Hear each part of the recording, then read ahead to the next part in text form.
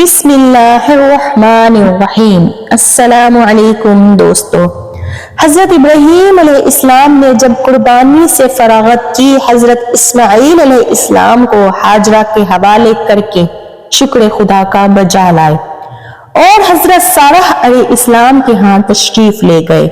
بعد چند روز کے حضرت جبریل علیہ السلام نازل ہوئے اور کہا، اے ابراہیم علیہ السلام، تم پر خدا نے سلام کہا اور فرمایا ہے کہ اس زمین میں ایک خانہ کعبہ واسطے اس کے بنا۔ آپ علیہ السلام نے عرض کیا کہ کہاں بناؤں؟ حکم ہوا، اونٹ پر سوار ہو کر ایک ابر آوے گا تو اس کے ساتھ ساتھ جا، وہ جہاں ٹھہرے گا اور سایہ اس کا جہاں تک گرے وہاں تک نشان دے کر وہیں کعبے کی تعمیر کیجیو۔ تب اللہ کے فرمانے سے ویسا ہی کیا۔ اور ایک روایت ہے کہ ایک سانپ نے اگر چاروں طرف ہلکا کیا، اسی انداز سے بیت اللہ بنایا۔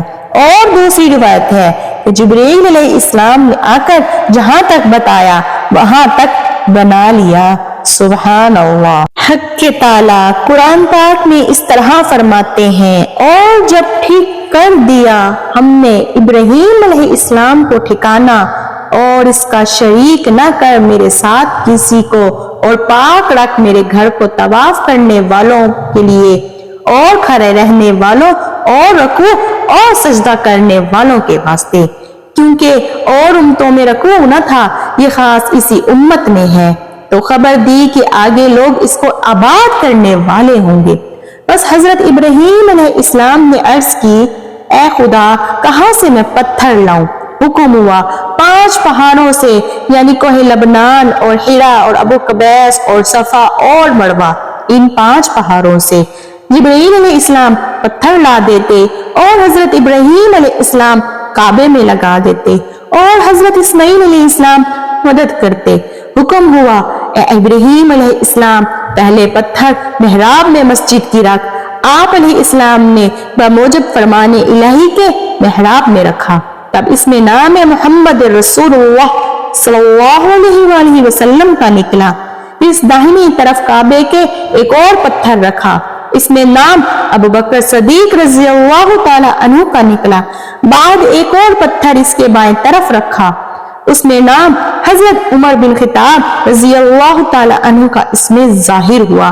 اسی طرح اور 2 پتھر لگائے، حضرت عثمان رضی اللہ تعالی عنہ اور حضرت علی کرم اللہ وجہ کے نام ان دونوں سے ظاہر ہوئے۔ مطلب یہ ہے، جو کوئی نماز و حج بغیر محنت ان 5 کے کرے گا، عبادت اس کی درست نہ ہوگی۔ اور بیت اللہ تیار ہونے کے بعد حضرت نے یہ دعا مانگی جس کا قرآن پاک میں اس طرح ذکر ہے۔ ترجمہ، اور جب اٹھانے لگے ابراہیم علیہ السلام اور اسماعیل علیہ السلام بنیادیں اس گھر کی، تب بولا، اے رب قبول کر ہم سے، تو ہی ہے اصل سننے والا اور جاننے والا۔ اور کہا جیسا کہ حق تعالی نے فرمایا، ابراہیم علیہ السلام نے، اے رب کر اس شہر کو امن و آرام والا اور روزی دے اس کے لوگوں کو میووں سے، جو کوئی ان میں سے یقین لاوے اللہ پر اور پچھلے دن پر۔ تب فرمایا اللہ تعالی نے۔ ترجمہ، اور جو کوئی منکر ہے اس کو بھی فائدہ دوں گا۔ سبحان اللہ۔ تھوڑے دنوں بعد پھر اس کو قید کر بلاؤں گا دوزخ کے عذاب میں کہ وہ بری جگہ جانے کی ہے۔ بس ابراہیم علیہ السلام شکر خدا کا بجا لائے کہ اپنے ہاتھ سے بیت اللہ بنایا۔ بعد جبریل علیہ السلام نے آ کر فرمایا، اے ابراہیم علیہ السلام، خدا تعالیٰ نے تم کو سلام کہا اور فرمایا ہے کہ تم نے بڑی محنت سے یہ گھر بنایا ہے، ہمارے پاس اس کی قدر خراب کی آباد کرنے سی نہیں ہے۔ حضرت ابراہیم علیہ السلام نے فرمایا، الہی وہ کیا حکم ہوا کہ بھوکے پیاسے کو کھلانا پلانا اور ننگے کو پہنانا نزدیک میرے ایسے مرتبہ رکھتا ہے جیسے کہ اس گھر کا مرتبہ، اور 1000 رکعت نماز ہر رکن میں اس کو تو نے ادا کی۔ پھر ارشاد ہوا، اے ابراہیم، تو لوگوں کو اس کی طرف بلا، جس کا ترجمہ یہ ہے، اور پکار دے لوگوں میں حج کے واسطے کی طرف تیرے پیادے اور دبلے دبلے اونٹوں پر چلے آتے دور کی راہوں سے۔ حضرت ابراہیم علیہ السلام نے عرض کی، الہی کہاں تک میری آواز پہنچے گی اور کون سنے گا؟ حکم ہوا تو پکار، میں تیری آواز کو تمام مخلوقات کے کانوں میں، کسی کے باپ کے سلب میں اور کسی کی ماں کے رحم میں سنوا دوں گا۔ سبحان اللہ۔ حضرت نے ایک پہاڑ پر چڑھ کر پکارا، لوگوں تم پر اللہ نے حج فرض کیا ہے، حج کو آؤ۔ جن کی قسمت میں حج تھا، ایک بار یا دو بار زیادہ اپنے شوق سے باپ کی پشت اور ماں کے رحم میں لبیک کہا، اور حضرت نے کسی کو نہ دیکھا اور چاروں طرف سے یہ آواز آئی، لبیک اللہم لبیک لا شریک لک لبیک ان الحمد والنعمت لک والملک لا شریک لک یا سیدی و مولائی۔ جب حضرت ابراہیم علیہ السلام نے مکہ کے میدانوں میں چاروں طرف نظر کی، دیکھا نہ پانی سے ہے، نہ گھاس ہے، نہ زراعت، نہ کچھ تھا۔ تب نیاز کی قول تعالی، ترجمہ جس کا یہ ہے، یا رب میں نے بسائی ہے ایک اولاد اپنی میدان میں جہاں کھیتی نہیں، تیرے ادب والے گھر پاس۔ اے رب ہمارے تا قائم رکھی نماز، سرخ بازے لوگوں کے دل جھکتے ان کی طرف، اور روزی دے ان کو میووں سے، شاید وہ شکر کریں۔ حضرت ابراہیم علیہ السلام کا گھر شام میں تھا۔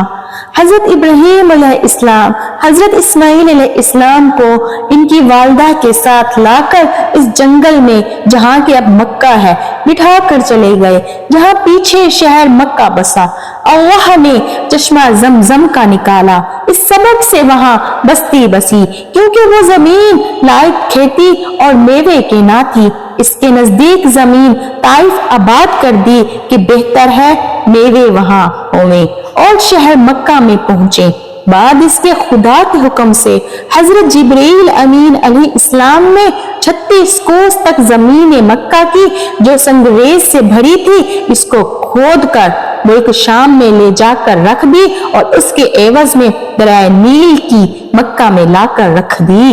سبحان اللہ۔ اور فرشتے سب اس زمین کے گرد کعبہ کے ساتھ دفعہ طواف کروا کر اس جگہ میں کہ جہاں سے حضرت جبرائیل علیہ السلام نے مٹی کھود کر ملک شام میں پھینکی تھی، لے جا کر رکھی، اور اس کا نام طائف رکھا، اس واسطے کے 7 دفعہ گرد بیت اللہ کے طواف کیا تھا۔ اب ہر طرح کے میوہ جات طائف میں پیدا ہوتے ہیں۔ بعد اس کے حضرت ابراہیم علیہ السلام شام میں جا رہے، کیونکہ خدا تعالیٰ نے فرمایا تھا خانہ کعبہ نہ خراب ہوگا بلکہ ہمیشہ آباد رہے گا۔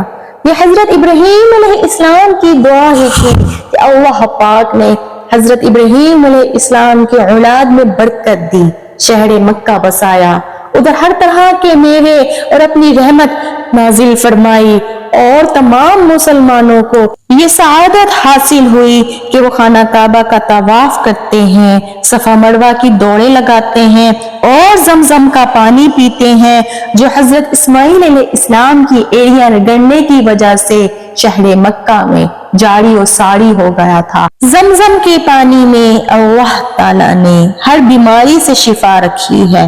اللہ پاک سے دعا ہے، اللہ پاک ہمیں بھی اپنے گھر کا طواف نصیب کریں، صفا مروہ کی دوڑیں نصیب کریں، اور زمزم کا پانی پینا ہم سب کو نصیب کریں، آمین۔ دوستو، اگر آپ کو یہ ویڈیو اچھی لگی ہو تو چینل کو سبسکرائب کر کے کمنٹ میں ضرور بتائیے گا۔ جزاک اللہ۔